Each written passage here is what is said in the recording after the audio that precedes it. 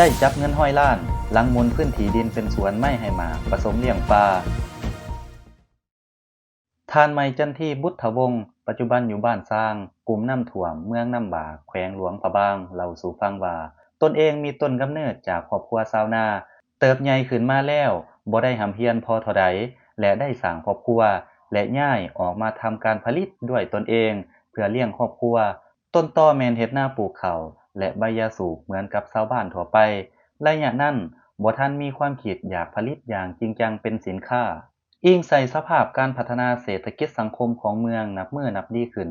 นักท่องเที่ยวเข้ามาหลายเฮ็ดให้ความต้องการด้านเสบียงอาหารก็สูงขึ้นอำนาจการปกครองเมืองโดยเฉพาะของการกสิกรรมป่าไม้เมืองน้ำบากจึงได้ลงมาสุกยู่ส่งเสริมขยายการผลิตเพื่อสนองความต้องการของตลาดลดผ่อนการนำเข้าย้อนพื้นฐานของครอบครัวมีเนื้อที่นา1เฮกตาร์และมีเนื้อที่ให้เหล่าแคมนาประมาณ 3-4 เฮกตาร์ในปี 2016 ตนเองจึงตัดสินใจหันเปลี่ยนจากการเฮ็ดนาปลูกข้าวมาสร้างหนองปลาและปลูกหมากไม้ให้หมากเริ่มปลูกหมากเงาะจำนวน600 ต้นในเนื้อที่3เฮกตาร์หมากลิ้นจี่100 ต้นเนื้อที่ 0.36 เฮกตาร์ในปี 2018 ได้ไปรู้จักและลิ้นเคยกับอ้ายหักชื่อท้าวไหมอินแปลงเห็นว่าเลาเลี้ยงปลาได้กำไรดีจึงได้มาปรึกษากับครอบครัวแล้วหันมาบุกเบิกเนื้อที่นาเป็นหนองปลาจำนวน1หนองปีทำอิฐปล่อยปลาจำนวน 7,000 โตวเป็นการเฮ็ดทดลองเห็นว่าได้รับผลดีพอสมควรขายปลาได้กำไร7 ล้านกีบฮอดปี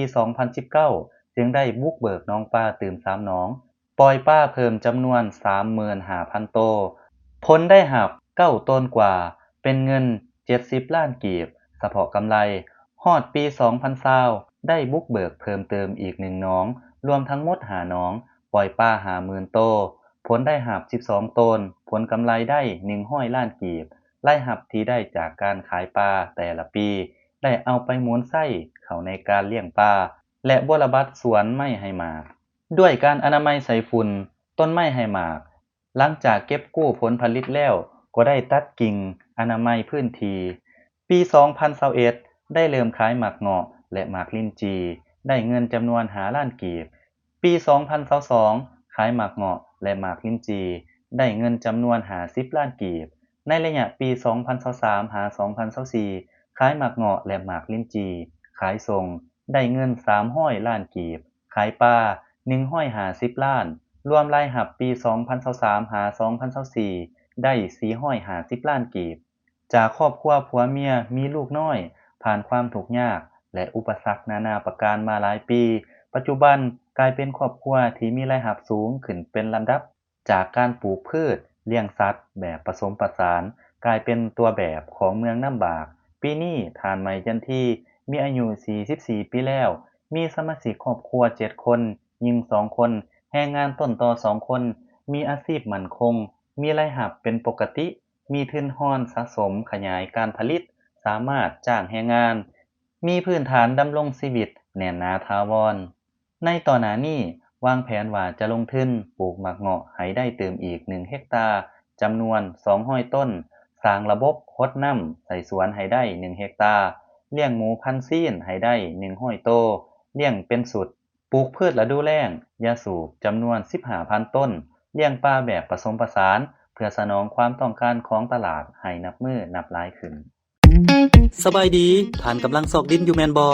แนะนำดินจัดสรรแบ่งขายบ้านนาไห้เมืองหาดทรายฟองนครหลวงเวียงจันทน์อยู่ใกล้ๆตลาดดงคำสร้างนี่ยังมีหลายตอนให้ทานได้เลือกหรือมาแทกตามความต้องการเลยราคาจับต้องได้สามารถจ่ายสดหรือผ่อนก็ได้ดินงามทำเลดีเขตชุมชนเส้นทางลักส่วนหลายเป็นคอนกรีตทั้งหมดไปวิทยาลัยดงคำสร้างตลาดขัวมิตรภาพลาวไทยก็สะดวกสบายเหมาะแก่การปลูกสร้างที่อยู่ห้องเซา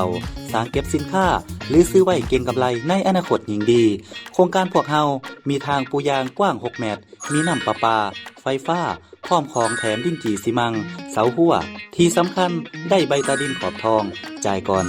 30% เข้ามาปลูกสร้างได้เลยสนใจสอบถามที่เบอร์ 020 5992 6995 020 5504 3399 บุญเลี้ยงดินจัดสรรแบ่งขาย